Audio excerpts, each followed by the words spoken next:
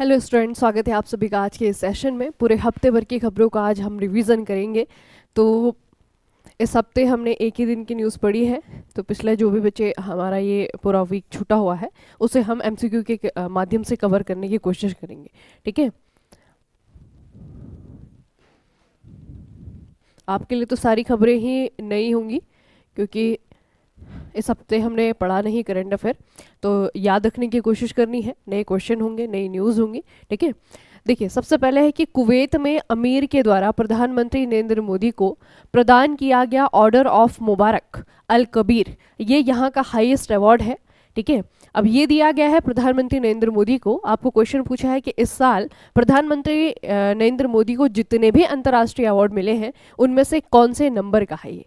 ठीक है, ये पूछा है आपको कि कौन से नंबर का है ये। तो ये आपको याद रखना है बच्चे कि अभी तक 2024 में प्रधानमंत्री नरेंद्र मोदी को, अगर हम दूसरे देशों की हाईएस्ट ऑनर की बात करें तो उनमें टोटल अगर हम देखें, अभी इसको ऐड करके अगर हम देखें तो ये 20वां सम्मान है। ठीक है, याद रखना ये 20th अवार्ड है। उसके अलावा कुवैत की बात करते हैं तो कुवैत जो है आपका एक खाड़ी देश है। इसकी लोकेशन सऊदी अरेबिया का पड़ोसी है, इराक का पड़ोसी है। ये कुवैत है, यहाँ पे इसकी कैपिटल सिटी है जिसका नाम है कुवैत सिटी। ठीक है, और ये जो है एक वाटर बॉडी से एक अपनी बाउंड्री बनाता है, इसे कहते हैं पर्सियन गल्फ। ठीक है, हिंदी में कहते हैं फारस की खाड़ी यानी कि पर्सियन गल्फ। तो ये इसकी लोकेशन आपको याद रखनी है। अगला है, भारत का पहला जैव बिटुमिन आधारित राष्ट्रीय राजमार्ग कहाँ पर स्थित है। कहाँ पर स्थित है या फिर कहाँ पर बनाया जा रहा है, दोनों ही क्वेश्चन पूछे जा सकते हैं। तो ये बच्चे आपको याद रखना है, ये है आपका नागपुर महाराष्ट्र। ठीक है, याद रखना नागपुर महाराष्ट्र में भारत का पहला जैव बिटुमिन आधारित राष्ट्रीय राजमार्ग यानी कि नेशनल हाईवे बनाया जा रहा है। संयुक्त राष्ट्र आंतरिक न्याय परिषद का अध्यक्ष किसे नियुक्त किया गया है। ये जो ऑर्गेनाइजेशन आप लोग देख रहे हैं, संयुक्त राष्ट्र यूनाइटेड नेशन का आंतरिक न्याय परिषद, आंतरिक न्याय परिषद, इसके हेड के रूप में नई नियुक्ति हुई है। ठीक है, अपॉइंटमेंट का क्वेश्चन ये आपका बनेगा। तो कौन बने हैं यहाँ पे, इनका नाम है मदन बी लोकुर। ठीक है, नाम याद रखना, मदन बी लोकुर को यहाँ पे इसका अध्यक्ष बनाया गया है। उसके अलावा ऑर्गेनाइजेशन की अगर हम बात करें तो ये यूनाइटेड नेशन के साथ में ही 1945 में बनाया गया था। ठीक है, और इसका हेडक्वार्टर कहाँ पे है, दी हेग, जहाँ पे जो इंटरनेशनल कोर्ट है बच्चे, कोर्ट ऑफ जस्टिस है, उसका हेडक्वार्टर आपका दी हेग है, नीदरलैंड में है। उसी तरीके से ये वाला जो आपका ऑर्गेनाइजेशन है आंतरिक न्याय परिषद, इसका हेडक्वार्टर भी आपका दी हेग में है। ठीक है, तो मदन बी लोकुर को इसका हेड यानी कि अध्यक्ष बनाया गया है। अगला है, ताशी नामग्याल, जिनका हाल ही में निधन हो गया है, इनको किस युद्ध में महत्वपूर्ण भूमिका निभाने का श्रेय दिया जाता है। ये जो नाम आप लोग देख रहे हैं ताशी नामग्याल, इनका संबंध बच्चे इनमें से किसी एक वॉर से है। ठीक है, चाहे आपका ये इंडो पाक वॉर है 65 वाला, 75 वाला जो भारत पाकिस्तान युद्ध है, कारगिल वॉर है, या फिर इंडो पाक वॉर जो 1947 वाला है। ठीक है, तो इनमें से कौन से वाले युद्ध में इन्होंने बहुत महत्वपूर्ण भूमिका निभाई थी, पहले इनके बारे में मैं थोड़ा सा आपको बता देती हूँ। ये जो ताशी नामग्याल थे बच्चे, हाल ही में इनका निधन हुआ है। ये एक लद्दाखी शेपर्ड, शेपर्ड आप लोग जानते होंगे, चरवाहे जिन्हें हम कहते हैं ना, तो लद्दाखी शेपर्ड थे। और इन्होंने भारत की बहुत हेल्प करी थी जब 1999 में कारगिल वॉर हुआ था। ठीक है, इंडियन आर्मी की हेल्प करी थी इन्होंने, इसके लिए जो है इनको काफ़ी ज़्यादा सम्मान भी दिए गए हैं। तो नाम याद रखना है, ताशी नामग्याल, हाल ही में इनका निधन हुआ है। ठीक है, याद रखना बच्चे। अगला है आपका एक बहुत इंपॉर्टेंट न्यूज़ है, पिछले ही हफ्ते भारत की जो नई वन रिपोर्ट है 2023 के नाम से ये रिलीज़ हो गई है ना। तो इससे पहले जो आपकी वन रिपोर्ट के आप लोगों ने आंकड़े याद करे होंगे, उसको अब जो है आपको रिवाइज करना है, मतलब उसको हटा करके अब दूसरे आंकड़े याद करने हैं। बहुत ज़्यादा चेंजेस तो नहीं देखने को मिले हैं, लेकिन फिर भी काफ़ी ज़्यादा नई चीज़ें, नई डेटा जो है इसमें आई है। तो अलग से जो है फॉरेस्ट जो रिपोर्ट है हमारी आई है, RRB CBT 2 के लिए हमारे लिए काफ़ी इंपॉर्टेंट होगा इसका डेटा। तो इसके लिए मैं अलग सा सेशन आपके लिए बनाऊंगी। ठीक है, ताकि जो पुरानी वाली फॉरेस्ट रिपोर्ट है उसके साथ में कंपेयर करके हम नई चीज़ों को याद कर सकें। जो चीज़ें नहीं बदली हैं वो आपको वैसे याद रखनी है जो कि थी, जो चीज़ें बदल गई हैं उसमें जो है आपको नए डेटा याद रखना है। ठीक है, तो उसी के लिए आपका क्वेश्चन बना है, भारत की वन स्थिति के संबंध में निम्नलिखित कथनों पर विचार करें। सबसे पहले है कि भारत का कुल वन और वृक्ष आवरण लगभग जो है आपका 8,27,357 वर्ग किलोमीटर है, जो कि देश के भौगोलिक क्षेत्र का लगभग 25.17% है। ठीक है, तो ये डेटा आपका बिल्कुल सही है। ठीक है, 25.17% भाग पर भारत में क्या है, फॉरेस्ट कवर एरिया है। ठीक है, उसके बाद में आपका आया है कि अ, वन और वन आवरण में सर्वाधिक वृद्धि वाला राज्य यूपी है। ये आपका गलत है बच्चे, यूपी पहले नंबर पे नहीं है। मतलब कि वो स्टेट जहाँ पर कि फॉरेस्ट कवर में सबसे ज़्यादा वृद्धि देखने को मिली है, ग्रोथ देखने को मिली है, तो ये वाला आपका गलत है। दूसरा वाला है कि सबसे बड़ा वन और वृक्ष आवरण वाला क्षेत्र मध्य प्रदेश है, इसके बाद अरुणाचल प्रदेश और महाराष्ट्र है, तो तीसरा वाला आपका सही है। तो ये जो आप लोग देख रहे हैं, आप लोगों ने पहली वाली जो रिपोर्ट है वहाँ पे भी पढ़ा होगा कि एमपी जो है फॉरेस्ट कवर के मामले में सबसे बड़ा राज्य है हमारे देश में, है ना, सबसे ज़्यादा परसेंटेज में सबसे ज़्यादा जो है आपका फॉरेस्ट कवर यहाँ पे एरिया आपको देखने को मिलेगा, वही चीज़ आपकी कंटिन्यू हुई है। तो तीसरा वाला भी सही है, पहला वाला भी आपका सही है, दूसरा वाला आपका गलत है। तो पहला तीसरा यहाँ पे आपका सही है। दूसरे वाले में जो आपका गलत है कि ग्रोथ सबसे ज़्यादा यूपी में देखने को मिली है, इसका सही क्या होगा बच्चे, याद रखना।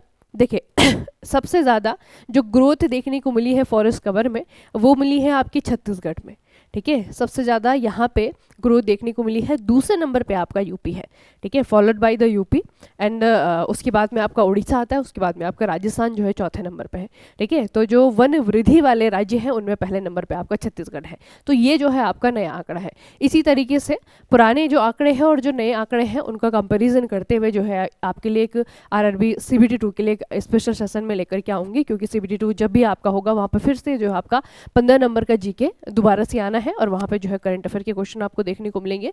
और ये वाला जो आपका टॉपिक है बच्चे, ये इन्वायरमेंट की दृष्टि से भी इंपॉर्टेंट है, क्योंकि आपको पता है कि 10 नंबर का इन्वायरमेंट आना है ना, तो इन्वायरमेंट की दृष्टि से भी इंपॉर्टेंट है और करंट अफेयर की दृष्टि से तो है ही इंपॉर्टेंट, है ना। तो ये टॉपिक आपके लिए बहुत इंपॉर्टेंट है, अलग से इसके लिए मैं सेशन बना रही हूँ आपके लिए, ठीक है। अगला है जिनके योगदान के लिए किसान पुरस्कार से सम्मानित किया गया है। अच्छा, चौधरी चरण सिंह पुरस्कार कृषि उत्कृष्टता। देखिए बच्चे, हमारे देश में दो चीज़ें याद रखिएगा। एक डे सेलिब्रेट किया जाता है भारत में, नेशनल फार्मर्स डे, ठीक है। ये प्रश्न आएगा कि कब मनाया जाता है, यानी कि भारत में हिंदी में अगर हम कहें तो इसे कहा जाएगा आपका राष्ट्रीय किसान दिवस। राष्ट्रीय किसान दिवस मनाया जाता है 23 दिसंबर को। क्यों मनाया जाता है? क्योंकि इस दिन जो है जन्म दिवस आता है हमारे फॉर्मर प्राइम मिनिस्टर चौधरी चरण सिंह के, ठीक है, इनका बर्थडे आता है, इसीलिए जो है इनके जन्म दिवस को सेलिब्रेट करने के लिए ये जो 23 दिसंबर का दिन है हमारे देश में नेशनल फार्मर्स डे के रूप में मनाया जाता है। ये तो हो गई आपका डे वाली बात। दूसरा आता है कि इनके बर्थडे पे एक पुरस्कार दिया जाता है, ठीक है, एग्रीकल्चर एक्सीलेंस के सेक्टर में एक पुरस्कार दिया जाता है। तो 2024 में ये पुरस्कार किसे दिया गया है, क्या नाम है इनका, ठीक है। तो यहाँ पे आपको नाम याद रखना है पुरस्कार के विजेता का। इनका नाम है मिस्टर प्रीतम सिंह, ठीक है। मिस्टर प्रीतम सिंह को चौधरी चरण सिंह पुरस्कार कृषि उत्कृष्टता 2024 के लिए दिया गया है, ठीक है। तो ये बच्चे आप थोड़ा सा याद रखिएगा, 23 दिसंबर को मनाया जाता है नेशनल फार्मर्स डे, ठीक है, राष्ट्रीय किसान दिवस। और दूसरा जो है कृषि उत्कृष्टता 2024 के लिए सम्मान दिया गया है मिस्टर प्रीतम सिंह को। अगला है महाराष्ट्र जेल और सुधार सेवा अधिनियम 2024 में जेलों की निम्नलिखित में से किस श्रेणी का उल्लेख किया गया है। देखिए, अभी महाराष्ट्र सरकार ने अपनी विधानसभा में एक बिल पेश किया था, उसे पास करने के बाद में वो अधिनियम बन गया है। तो ये अधिनियम जो है आपका किस चीज़ से रिलेटेड है, ये है आपका महाराष्ट्र में जितनी जेलें हैं, ठीक है, या फिर कैदी हैं, उनका जो एक तरीके से उनका जो लेवल है, उनकी जो स्थिति है वर्तमान, उसे सुधारने के लिए जो है आपका ये अधिनियम लाया गया है। अब इस अधिनियम में जो है आपका जेल की अलग अलग प्रकार की कैटेगरी की बात की गई है। वहीं पे आपका प्रश्न बना है कि कौन से प्रकार की कैटेगरी की बात की गई है इस अधिनियम में। तो बच्चे, इस अधिनियम में स्पेशल प्रिजन, स्पेशल प्रकार के जेलों की भी बात की गई है। इसी दिन अधिनियम में ओपन प्रिजन फॉर वुमेन की बात की गई है, टेम्परेरी प्रिजन की भी बात की गई है, और ऑल ऑफ द अबव इसका आंसर होगा, क्योंकि सभी प्रकार के जेलों की यहाँ पे बात की गई। तो बेसिकली ये जो आपका अधिनियम है, नया कानून है, इस कानून में महाराष्ट्र में जितनी भी जेलें हैं उनको अलग अलग कैटेगरी में डिवाइड किया गया है, ठीक है। तो ये कैटेगरी थोड़ी सी मैं आपको बता देती हूँ, क्योंकि ये काफ़ी ज़्यादा चर्चाओं में रहा अधिनियम। देखिए बच्चे, जैसे कि आपका स्पेशल प्रिजन से, ठीक है, स्पेशल प्रिजन जैसे कि जो थोड़ा सा हाई रिस्क की कैदी होती है या फिर जिनका भागने की उम्मीद ज़्यादा है ना, उस प्रकार की कैदियों को जो है स्पेशल प्रिजन में रखा जाएगा। उसके बाद में आपका ओपन और सेमी ओपन प्रिजनर है, फैसिलिटी रिहेबिलिटेशन के लिए। ओपन कॉलोनीज़ हैं जो कि अधिकतर जो है महिलाओं के लिए है, ठीक है। उसके बाद में आपका टेम्परेरी प्रिजन है, जो कि कुछ इस प्रकार की कैदियों को रखा जाएगा जो यूटी जो आपका अंडर ट्रायल चलते हैं ना, जिनका भी मुकदमा चल ही रहा है, जो कैदी नहीं है, उनको जहाँ रखा जाएगा टेम्परेरी प्रकार की जेल। तो इस तरीके से जो है इन्होंने क्या किया, जेल को अलग अलग कैटेगरी में डिवाइड किया है। तो ये अधिनियम जो है अभी यहाँ पे पास हो चुका है, उसके बाद में जल्द ही इंप्लीमेंट हो जाएगा महाराष्ट्र में। ठीक है, तो ये प्रश्न आपका ऐसे भी आ सकता है कि हाल ही में जेल सुधार से रिलेटेड अधिनियम किस स्टेट गवर्नमेंट ने पास किया है, तो याद रखना महाराष्ट्र की सरकार ने पास किया है। ठीक है, और यहाँ पे इतने प्रकार की जेलों की बात की गई है। अगला है, वॉल स्ट्रीट जर्नल ने किस भारतीय राज्य को 2025 के लिए वैश्विक गंतव्यों में से एक रूप में मान्यता दी है। देखिए बच्चे, इनमें से एक स्टेट है जिसे कि वॉल स्ट्रीट ने अपनी एक लिस्ट में जगह दी है। ये लिस्ट किस बारे में है, ये लिस्ट बताती है कि सबसे बेस्ट डेस्टिनेशन कौन सी जगह है। ठीक है, ग्लोबल डेस्टिनेशन की एक लिस्ट जारी की जिसमें कि इंडिया का एक स्टेट भी है। तो कौन सा स्टेट है ये है आपका एमपी, मध्य प्रदेश। ठीक है, मध्य प्रदेश को इस लिस्ट में go to global destination for 2025, ठीक है, ये लिस्ट थी, लिस्ट का नाम ये है। तो इस लिस्ट में मध्य प्रदेश को भी इंक्लूड किया गया है इंडिया से। अगला है आपका किताब है, किताब के राइटर का नाम आपको पूछा है, किताब का नाम है छौंक। ठीक है, किताब का नाम है आपका छौंक, छौंक on food economics and society.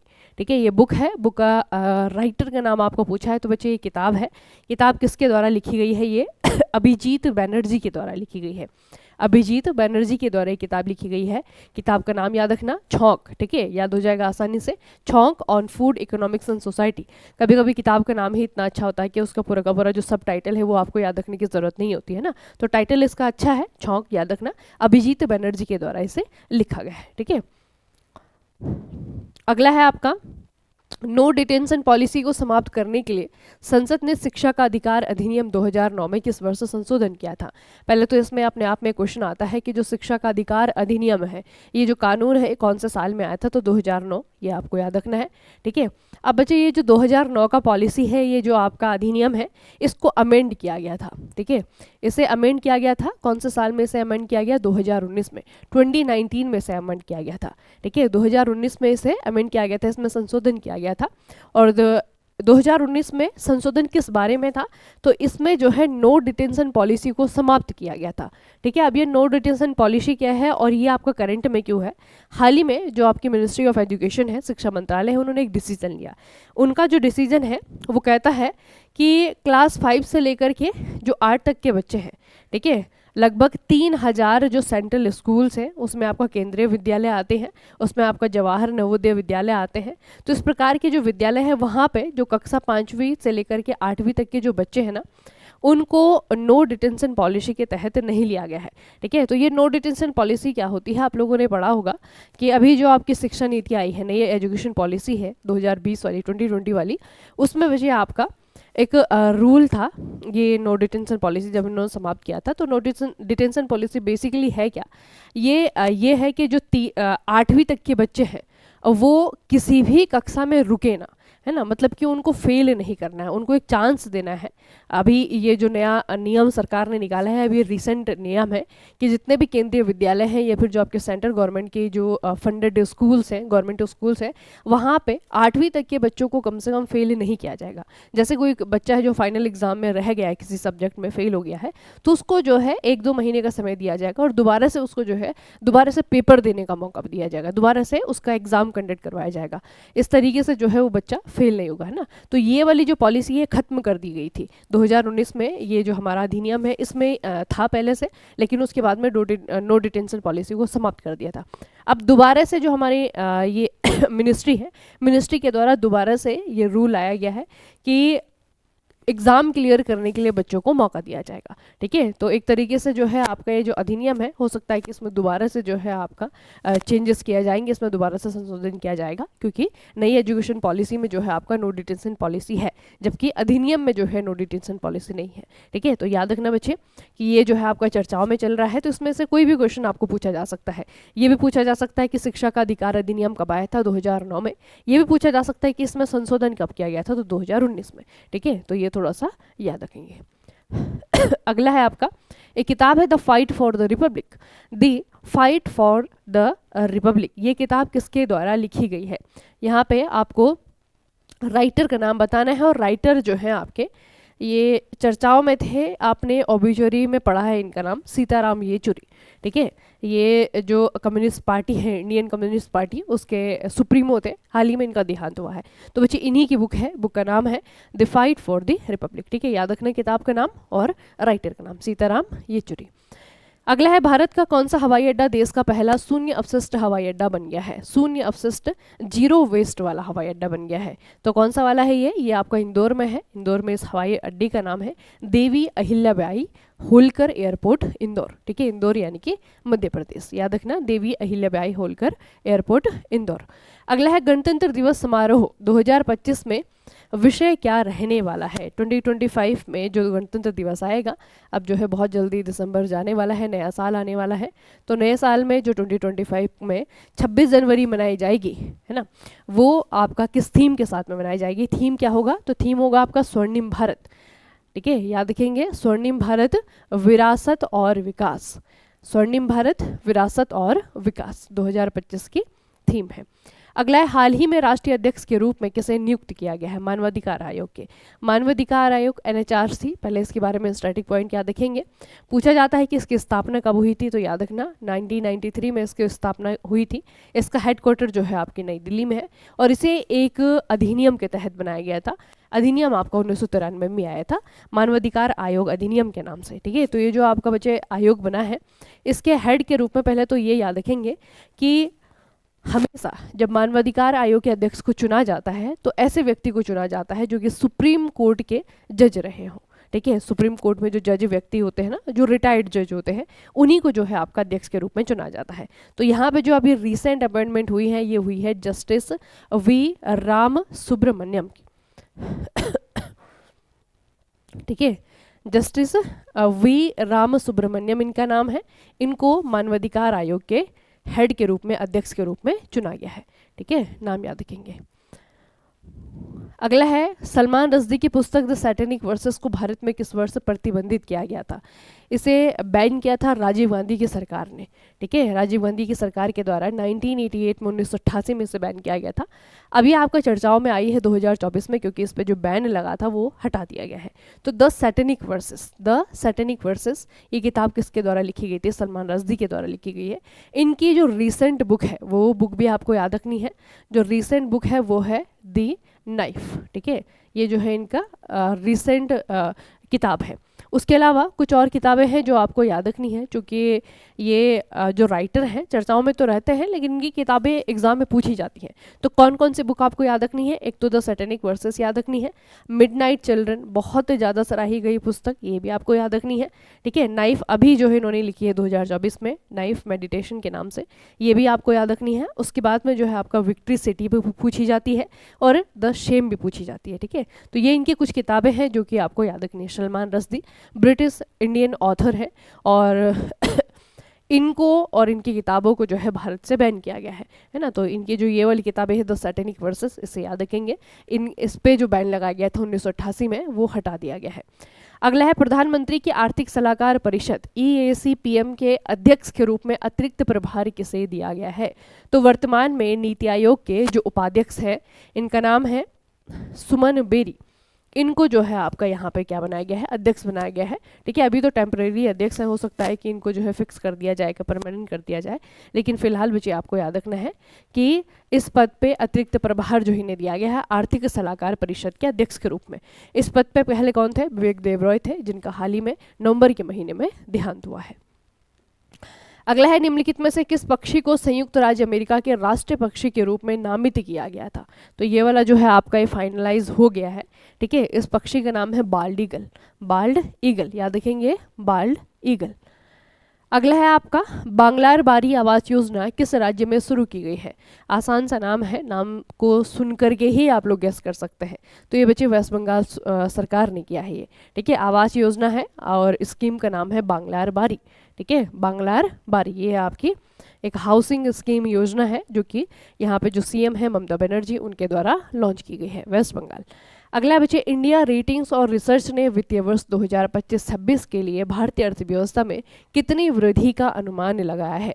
अब चूंकि ये साल आपका खत्म हो जाएगा, 2025 जो है आपका स्टार्ट होने वाला है, तो 2025 में आप लोग बहुत सारी ऐसी रिसर्चेस देखेंगे इकोनॉमी के ऊपर। ठीक है, अलग अलग बच्चे आपकी एजेंसीज होती हैं, ऑर्गेनाइजेशंस होती हैं जो कि अपनी तरफ से प्रोडिक्शन करना शुरू कर देती हैं जनवरी के महीने में, है ना। तो ये जो है आपको काफ़ी ज़्यादा देखने को मिलेगी कि भारत की जो विकास दर है वो कितनी रहने वाली है।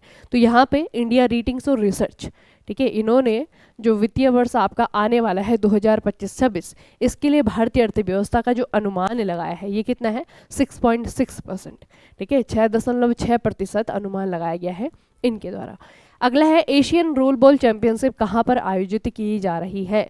ये खत्म हो चुका है, ये हुआ था आपका गोवा में, ठीक है। एशियन रोल बॉल चैंपियनशिप कहाँ पर हुआ था, ये हुआ था आपका गोवा में, याद रखना, ठीक है। उसके अलावा अगर हम भारतीयों के प्रदर्शन की यहाँ पे बात करें तो मेंस टीम वुमेंस टीम दोनों ने ही बहुत अच्छा परफॉर्म किया है। इंडियन वुमेंस टीम जो है आपका, इन्होंने ईरान को हराया 3-2 से, गोल्ड मेडल जो है इन्होंने फाइनल में जीता, ठीक है। और मेंस टीम जो है इन्होंने भी अच्छा परफॉर्म किया है, इन्होंने भी जो है आपका गोल्ड मेडल जीता, ठीक है। तो खास करके बच्चे आपको यहाँ पे पूछा जाएगा, ये जो इंडियन वुमेंस टीम थी जिन्होंने गोल्ड मेडल यहाँ पे जीता है, इनकी कैप्टन थी ईशा सोनकर, ठीक है। तो इन्होंने जो है आपका यहाँ पे बहुत अच्छा परफॉर्म किया। इंडियन रोल बॉल की जो चैंपियनशिप हुई है गोवा में हुई, और एशियन रोल बॉल, और यहाँ पे भारत ने जो है आपका मेंस टीम में भी और वुमेंस टीम में दोनों में ही आपका गोल्ड मेडल जीता है, ठीक है। तो Asian role ball championship Goa 2024। भारतीय महिला टीम ने T20 क्रिकेट हिस्ट्री में अपना सर्वोच्च स्कोर किस टीम के विरुद्ध बनाया है। अभी रिसेंटली जो है आपकी सीरीज चल रही है, ठीक है, जो वुमेंस क्रिकेट टीम है हमारी, उन्होंने बच्चे वेस्ट इंडीज़ के खिलाफ, किसके खिलाफ, वेस्ट इंडीज़ के खिलाफ जो है आपका हाईएस्ट स्कोर बनाया है। एशियाई युवा और जूनियर भारोत्तोलन चैंपियनशिप 2024 कहाँ पर आयोजित की जा रही है। ये भी लगभग आपकी खत्म हो चुकी है क्योंकि इसके भी जो है फाइनल रिजल्ट आ चुके हैं। भारत की जो टीम रही, इन्होंने बहुत अच्छा परफॉर्म किया यहाँ पे। तो ये हुआ है बच्चे आपका कतर में, ठीक है, कतर दोहा में जो है आपका ये किया गया, यहाँ पे भारतीयों ने बहुत अच्छा परफॉर्म किया है। हाल ही में केन बेतवा नदी लिंक परियोजना की आधारशिला किसके द्वारा रखी गई है। ये आप लोगों को मैंने कहीं पढ़ाया था, केन बेतवा नदी लिंक परियोजना, इसकी आधारशिला रखी गई प्रधानमंत्री नरेंद्र मोदी के द्वारा। दूसरा आपको स्टेट पूछा जाएगा, तो दोनों ही नदियां जो है ओरिजिन होती हैं एमपी से, मध्य प्रदेश से, और ये जो लिंक परियोजना है, इस परियोजना का बेनिफिट किसे मिलेगा, मध्य प्रदेश को भी मिलेगा और यूपी को भी मिलेगा। दोनों नदियां जो है ओरिजिन होती हैं मध्य प्रदेश से, लेकिन उसके बाद में जाती है यमुना में। यमुना जो है आप यमुना का जो सबसे ज़्यादा पाथ आप लोग देखेंगे वो है यूपी में, है ना। तो इन दोनों नदियों का पानी जो है आपका जाता है यमुना में। यमुना जो है आपकी यूपी में बहती है और यूपी में ही इलाहाबाद नाम की जगह पे वो गंगा में मिल जाती है ना। तो ये बच्चे आपको जो लिंक है इनके बीच का, केन बेतवा यमुना की सहायक नदियाँ हैं, यमुना जो है आपकी गंगा की सहायक नदी है, ठीक है। ये मध्य प्रदेश में ओरिजिन होती है दोनों ही नदियाँ, उसके बाद में यूपी में जो है जाती हैं और यमुना से मिल जाती हैं। तो दोनों स्टेट को बेनिफिट मिलेगा इस लिंक परियोजना से। तो याद रखना, नरेंद्र मोदी के द्वारा, प्रधानमंत्री नरेंद्र मोदी के द्वारा इस लिंक परियोजना की आधारशिला रखी गई है। केंद्रीय वित्त मंत्रालय ने नए राजस्व सचिव के रूप में किसे नियुक्त किया है। केंद्रीय वित्त मंत्रालय के द्वारा देखिए नए राजस्व सचिव, कई बार जो है इस तरीके के पोस्ट आप लोग देखते हैं, क्योंकि मिनिस्टर तो हमारे लिए बहुत आसान हो जाता है याद करना, है ना, लेकिन जब हम सेक्रेटरी याद करने बैठते हैं बच्चे, तो उसमें थोड़ा सा हमारे लिए कठिन हो जाता है। तो इनका नाम याद रखना, ये जो है आपके नए रेवेन्यू सेक्रेटरी हैं, नाम है इनका अरुणेश चावला को नया रेवेन्यू सेक्रेटरी चुना गया है यूनियन फाइनेंस मिनिस्ट्री के द्वारा। अगला है, हाल ही में किस देश ने रक्षा और प्रमुख क्षेत्रों में भारत के साथ में द्विपक्षीय समझौतों पर हस्ताक्षर किए, जिससे कि उनके रिश्ते को रणनीतिक साझेदारी तक बढ़ाया जा सके। देखिए यहाँ पे आपका बहुत बेसिक सा क्वेश्चन आपको पूछा जाएगा कि भारत ने हाल ही में किस कंट्री के साथ में इस फील्ड में समझौता किया है ना। तो समझौता बच्चे आपका किस सेक्टर में है, ये है आपका रक्षा और प्रमुख क्षेत्र, ठीक है। खास करके जो है आपका रक्षा पे ज़्यादा फोकस किया गया है। तो कौन सी कंट्री के साथ में भारत ने जो है आपका ये समझौता किया है, तो ये है आपका कुवैत, ठीक है, याद रखेंगे कुवैत के साथ में, ये है आपका कुवैत के साथ में। अगला है, कौन सा संगठन अंतरिक्ष में डॉकिंग तकनीक का प्रदर्शन करने के लिए स्पेडेक्स मिशन लॉन्च कर रहा है। इसे याद रखना बच्चे, ये है आपका स्पेडेक्स, ठीक है। अभी जो स्पेडेक्स मिशन है, ये इनमें से किसी एक स्पेस एजेंसी के द्वारा किया जा रहा है। इस स्पेस एजेंसी का नाम जो है इस स्पेस एजेंसी का नाम याद रखिएगा क्योंकि ये अपनी है, इसरो है, ठीक है। इसरो के द्वारा ये मिशन आपका लॉन्च किया जा रहा है और इसमें आपका क्या किया जाएगा, अंतरिक्ष में डॉकिंग तकनीक का परफॉर्म किया जाएगा, ठीक है। डॉकिंग टेक्नोलॉजी को परफॉर्म किया जाएगा इसरो के द्वारा पहली बार। तो इस मिशन को याद रखिएगा स्पेसएक्स। अभी बच्चे ये सिर्फ घोषणा हुई है, ठीक है, इसरो के चीफ के द्वारा घोषणा की गई है। इसके बारे में जब अभी ये बहुत जल्दी लॉन्च होने वाला है तो इसके बारे में पूरी डिटेल में हम पढ़ेंगे जब ये आपका फुल्ली लॉन्च होगा, ठीक है। तो याद रखना इसरो के द्वारा जो है आपका स्पेस में डॉकिंग टेक्नोलॉजी को परफॉर्म करने के लिए ये मिशन लॉन्च किया जाएगा बहुत जल्दी, ठीक है। तो इसरो के द्वारा है स्पेसएक्स। अगला है नवनिर्वाचित राष्ट्रपति डोनाल्ड ट्रंप के द्वारा वरिष्ठ एआई नीति सलाहकार के रूप में किसे नियुक्त किया गया है। डोनाल्ड ट्रंप ने एआई नीति सलाहकार, एआई पॉलिसी एडवाइज़र। अब बच्चे जब डोनाल्ड ट्रंप यहाँ पे नए प्रेसिडेंट बने हैं अमेरिका के तो बहुत सारे नए डिपार्टमेंट बनाए गए हैं, बहुत सारी नई पोस्टें जो हैं आपकी बनाई गई हैं, ठीक है। तो इनमें से एक पोस्ट है आपकी एआई एडवाइज़र, ठीक है, एआई एडवाइज़र। तो ये जो एआई नीति सलाहकार के रूप में नियुक्त किया गया है इनका नाम है श्री रामकृष्णन, श्री रामकृष्णन, ठीक है, एआई नीति सलाहकार। अगला है भारत सरकार की ऋण सब्सिडी पहल के तहत किस राज्य को 47 इथेनॉल परियोजनाओं के लिए मंजूरी मिली है। भारत सरकार की ऋण सब्सिडी की इनिशिएटिव के तहत, ऋण सब्सिडी इनिशिएटिव के तहत किस राज्य को 47 इथेनॉल परियोजनाओं के लिए मंजूरी मिली है। तो ये आपका कौन सा स्टेट है, ये है आपका बिहार, ठीक है। बिहार सरकार को बच्चे आपका इथेनॉल परियोजनाओं के लिए मंजूरी दी गई है केंद्र सरकार की तरफ से। नेटवर्क रेडीनेस इंडेक्स 2024 में भारत का कौन सा स्थान हासिल किया है। तो भारत बच्चे इस साल जो है थोड़ा सा ऊपर चला गया है, 49th रैंक पे है, 2024 की आपकी रैंक है। रैंकिंग को याद रखिएगा, network readiness index, network readiness index, ठीक है। भारत का रैंक इस बार क्या है आपकी 49th है। 2023 में जो है आपका 60th पोजीशन थी, इस बार काफ़ी आगे जो है भारत ने जो है मतलब अच्छी ग्रोथ दिखाई है, तो 49th पोजीशन पे है। अगला है आपका डोडो, जो एक उड़ने में असमर्थ पक्षी है, किस देश का मूल निवासी है। हाल ही में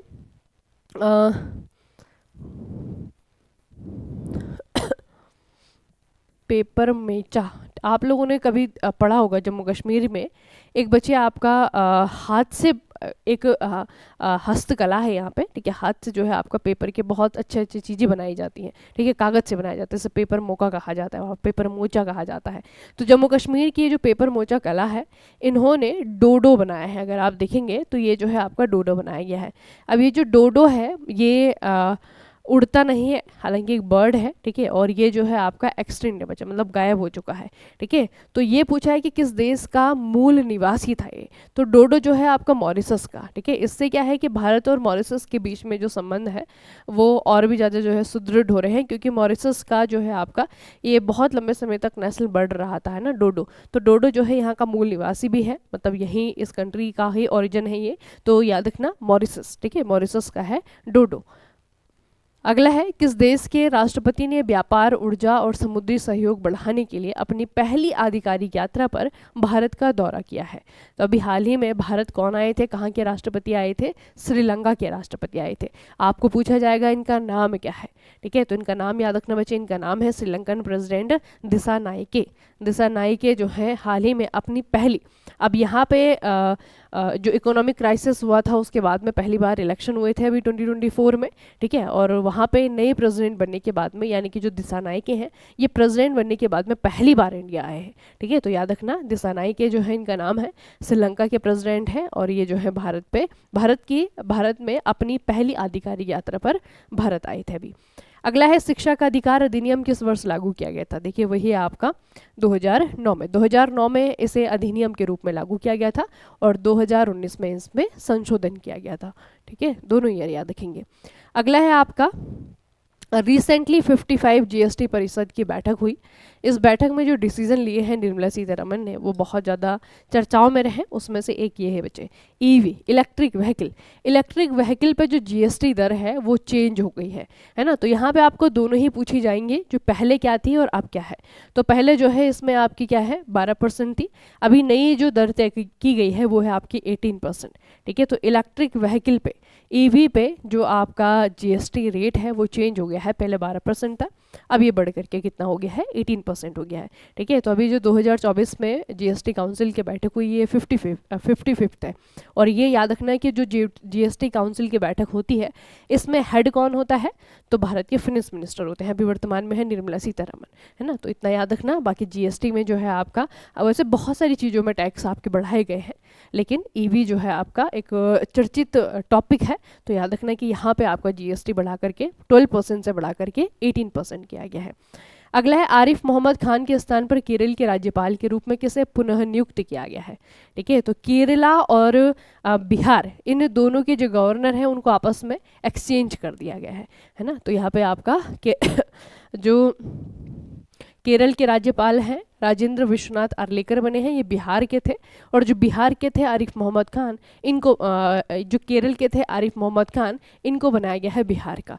तो बच्चे हाल ही में जो है 5 स्टेट में जो है नए नए राज्यपाल मैंने आपको पढ़ाए हैं कल ही, तो इनको याद रखना कौन कहाँ का बना है। ठीक है, बाकी जो आपके बाकी स्टेट के बने हैं, मणिपुर के जो नए बने हैं अजय कुमार भल्ला, उड़ीसा के जो नए बने हैं हरिबाबू कंबनपति, ठीक है, और मिजोरम के जो बने हैं इनके नाम है डॉक्टर विजय कुमार सिंह। ठीक है, तो ये जो है नए नए गवर्नर हैं। बाकी केरला और बिहार, इन दोनों के जो गवर्नर हैं वो आपस में एक्सचेंज जो है, जो केरला के थे वो बिहार चले गए, जो बिहार के थे वो केरला चले गए। ठीक है, तो इन दोनों का जो है आपका एक्सचेंज हुआ है। बाकी जो नए बने हैं उनको इधर याद रखना, मिजोरम है, उड़ीसा है और आपका मणिपुर है। अगला बच्चे, सीनियर राष्ट्रीय बैडमिंटन चैंपियनशिप का 86वां संस्करण कहाँ पर आयोजित किया गया है, तो ये हुआ है आपका बेंगलुरु में। कहाँ पर हुआ है ये हुआ है आपका अभी बेंगलुरु में। दूसरा पूछा जा सकता है कि कौन कौन जीता। मेन सिंगल की अगर हम बात करें तो एम रघु जीते हैं कर्नाटका से। ठीक है, और लड़कियों की अगर हम बात करें, वुमन सिंगल की बात करें तो देविका सिंह हरियाणा से। ठीक है, इन्होंने अपना अपना टाइटल जीता है। हुआ कहाँ पर है आपका, बेंगलुरु का है। किस चैंपियनशिप की बात कर रहे हैं हम कर रहे हैं राष्ट्रीय बैडमिंटन चैंपियनशिप की बात। ठीक है, याद रखना, नेशनल बैडमिंटन चैंपियनशिप 2024 में बेंगलुरु में हुआ। यहाँ पे लड़कियों में किसने जीता, देविका सिहाग ने जीता। लड़कों में किसने जीता, एम रघु ने जीता। ठीक है, स्टेट नहीं पूछा जाता है, बस खिलाड़ियों का नाम याद रखना। अगला है आपका, साहिबजादा जोरावर सिंह और साहिबजादा फतेह सिंह के बलिदान को सम्मान देने के लिए प्रतिवर्ष वीर बाल दिवस किस तारीख को मनाया जाता है। ये 2023 में पहली बार शुरुआत हुई है इसकी, है ना, इससे पहले नहीं मनाया जाता था। तो ये मनाया जाता है बच्चे आपका दिसंबर 26 को। भारत में वीर बाल दिवस जो है आपका दिसंबर 26 को मनाया जाता है। क्यों मनाया जाता है, क्योंकि इस दिन जो है आपका ये एक तरीके से कह सकते हैं कि साहिबजादा फतेह सिंह और साहिबजादा जोरावर सिंह, ठीक है, इन्होंने इस दिन सेक्रीफाइस किया था, इन्होंने जो है इस दिन बलिदान दिया था, तो इस दिन को जो है इस रूप में सेलिब्रेट किया जाता है। तो दिसंबर 26 जो है आपका भारत में वीर बाल दिवस के रूप में सेलिब्रेट किया जाता है। 2023 से ही ये दिन इस तरीके से मनाया जाना शुरू हुआ है, उससे पहले नहीं मनाया जाता था। ठीक है, तो इतना जो है आपको याद रखना है। तो काफ़ी ज़्यादा जो है आप लोगों ने नई न्यूज़ पढ़ी। जो सबसे इंपॉर्टेंट न्यूज़ है बच्चे वो है आपकी जो फॉरेस्ट रिपोर्ट है। तो फॉरेस्ट रिपोर्ट जो नई आई है उसके लिए मैं अलग से सेशन बना रही हूँ, उसके अच्छे से ध्यान से देख लेना, आपके लिए आरआरबी CBT 2 में बहुत इंपॉर्टेंट रहेगा, है ना। करंट का तो टॉपिक है ही, साथ में जो है आपका एनवायरनमेंट का भी टॉपिक है। और बच्चे CBT 2 में जो है आपका जीके के अलावा 2 जनरल अवेयरनेस से ही 2 टॉपिक आपको बहुत अच्छा पढ़ना होगा। एक आपका कंप्यूटर है, एक आपका इन्वायरमेंट है। तो कंप्यूटर और इन्वायरमेंट को अगर आप लोग पढ़ना चाहते हैं, उससे तैयार करना चाहते हैं, तो make it easy mechanical mobile application पे जाएंगे, वहाँ पे कंप्यूटर का इन्वायरमेंट का एक अलग सा कोर्स आपको दिखेगा। ठीक है, बहुत ज़्यादा प्राइसेस नहीं है, ठीक है, इतना है जितना में आप लोग एक पिज़्ज़ा खा लेते होंगे। ठीक है, और कोर्स कंप्लीट है। वीडियोस जो है आपकी रिकॉर्डेड फॉर्म में मिलेगी, क्योंकि काफ़ी पहले जो हमने ये स्टार्ट कर दिया था। CBT 1 के तैयारी के दौरान ही CBT 2 का भी जो है कोर्स कंप्लीट करवा दिया था। ठीक है, तो वीडियो जो है रिकॉर्डेड फॉर्म में है। बाकी जब आपका रिजल्ट अनाउंस हो जाएगा उसके बाद में MCQ प्रैक्टिस आपकी उसी बैच में होगी। MCQ प्रैक्टिस भी आपको मिलेगी। बाकी जो थ्योरी है वो आपको ऑलरेडी उसमें मिल जाएगा। ठीक है, तो make it easy mechanical mobile application पर जाएंगे, वहाँ पर जो है आपको अलग से कंप्यूटर का और इन्वायरमेंट का कोर्स मिल जाएगा। ठीक है, चलिए फिर मिलते हैं फिर सोमवार के सेशन में। तब तक के लिए पढ़ते रहिए, बढ़ते रहिए, अपना खूब सारा ख्याल रखिएगा। आप सभी का बहुत बहुत धन्यवाद।